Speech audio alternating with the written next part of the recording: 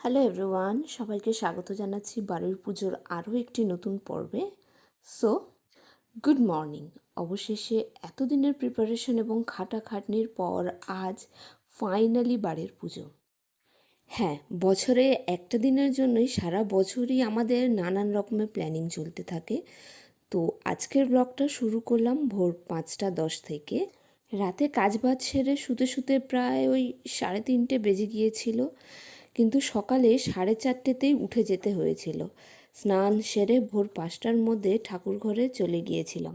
ঠাকুরমশাই যেহেতু সকাল 8টার মধ্যেই চলে আসবেন বলেছিলেন, তো তাই তাড়াতাড়ি স্নান সেরে ঠাকুর ঘরের কাজ সেরে মায়ের সাথে দ্বারঘটগুলো বসিয়ে পুজোর অন্য কাজগুলো হাতে হাতে সবাই করতে লাগলেন। এরই মধ্যে সকাল সকাল শুরু হয়ে গেল মুষলধারে বৃষ্টি।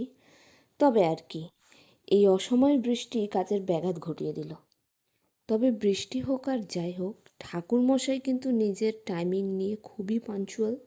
তিনি কিন্তু একদম ডট 8টার মধ্যেই আমাদের বাড়িতে হাজির হয়ে গিয়েছিলেন।